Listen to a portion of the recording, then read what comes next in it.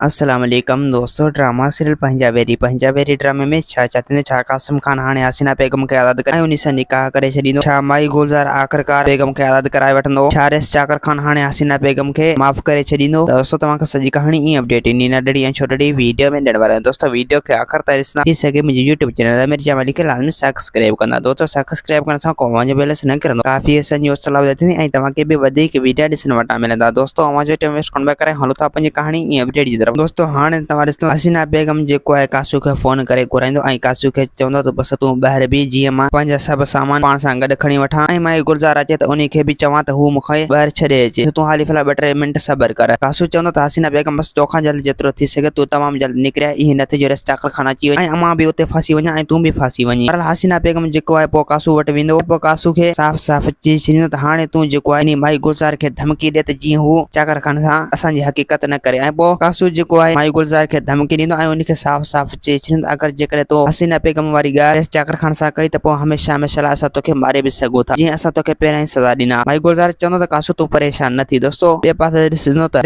चाकर खान जेको आहे माई गुलज़ार खां पोइ छा कंदो। माई गुलज़ार खे चवंदो त अगर जेकॾहिं हसीना बेगम खे बजाइण में तुंहिंजा हथ निकिता त पोइ मां तोखे माफ़ करण वारो न आहियां। माई गुलज़ार चवंदो त चाकर खान बस तव्हां परेशान न थियो। मां तव्हांखे हक़ीक़त थो ॿुधायां त हसीना बेगम जेको आहे मूंखे कुटको ॾेई मूंखे उन हवेली में क़ैद करे पाण हितां निकिरी वियो। मतिलबु त माई गुलज़ार पंहिंजी लालच जे ख़ातिर कूड़ हणंदो। पर चाकर खान माई गुलज़ार के साफ़ साफ़ चई छॾींदो त बस अगर जेकॾहिं इन ॻाल्हि में तुंहिंजा हथ निकिता त पोइ तूं इहो सम्झी छॾिजां त तोखे हमेशह हमेशह लाइ हसीना बेगम वांगुरु क़ैद करे छॾींदासीं। ऐं ॿिए पासे दोस्तों हाणे तव्हां ॾिसो त हैदर जेको आहे सांवल खान खे साफ़ साफ़ चई छॾींदो त मूं तव्हांखे चयो हो त रुंडो जेको आहे असां सां को न को धोखो ज़रूरु कंदो ऐं असांजी इज़त बदनामी ज़रूरु कंदो। सांवल खान चवंदो त हैदर तूं परेशान न थी। रुंडा खां हाणे सभु हिसाब किताब पूरा कंदासीं ऐं उनखे कॾहिं बि हाणे आज़ाद न छॾींदासीं ऐं उनखे मारे पंहिंजी दिलि ठारींदासीं। दोस्तों उम्मीद है कहानी आई असांखे पसंदि असांखे ॾींदा हाणे इजाज़त वरी तव्हां सां मिलंदासीं कंहिं नए वीडियो में। ख़ुदा हाफ़िज़।